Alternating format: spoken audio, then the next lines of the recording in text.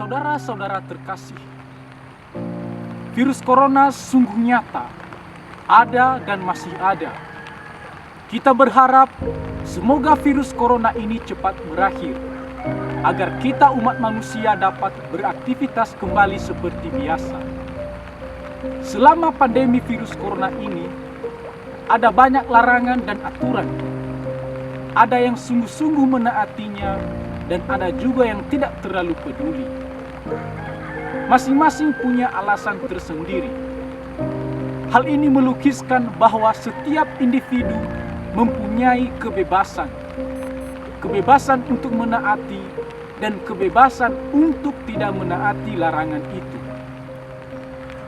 Dalam kitab Kejadian, tentang kisah Adam dan Hawa di Taman Eden, di tengah-tengah taman itu, Tuhan menempatkan sebuah pohon dan melarang mereka untuk tidak memakan buah pohon itu.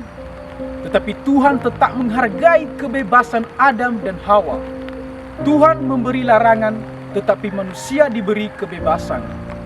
Meskipun manusia adalah ciptaannya sendiri, tetapi Allah tetap menghargai kebebasan yang Ia berikan kepada ciptaannya. Virus corona ibarat sebuah pohon di Taman Eden yang memunculkan banyak larangan. Manusia diuji untuk meredam hasrat dan keinginan. Larangan untuk tidak kontak fisik, larangan untuk tidak berjabat tangan, dan berbagai larangan lainnya. Akan tetapi, banyak orang memilih tidak peduli dengan aturan protokol kesehatan tersebut.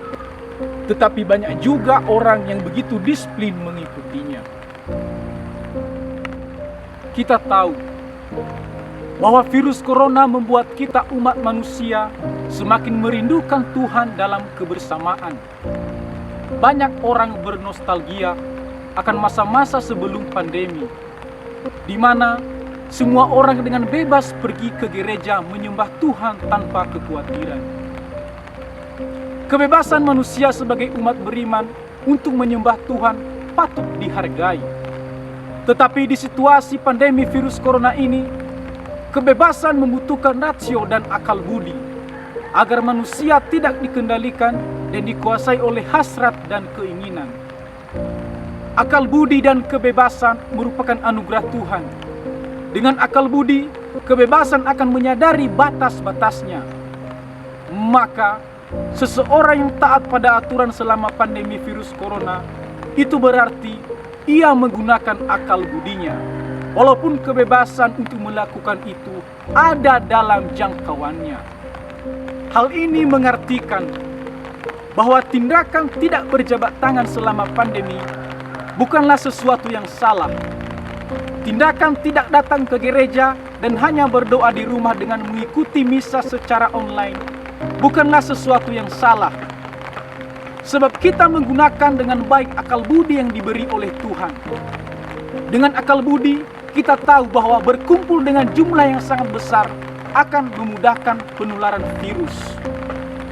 Bukankah dengan itu akan membuat keadaan semakin parah? Selama pandemi COVID-19, ada orang yang mengisolasi diri, atau istilah lain, isolasi mandiri. Isolasi mandiri adalah salah satu tindakan bebas atas dasar pengetahuan akal budi, tanpa paksaan. Kebebasan secara eksplisit adalah milik pribadi, namun secara implisit adalah juga milik orang lain. Karena selama pandemi, masing-masing orang membatasi kebebasannya agar ia tidak menularkan virus ataupun ia tertular virus.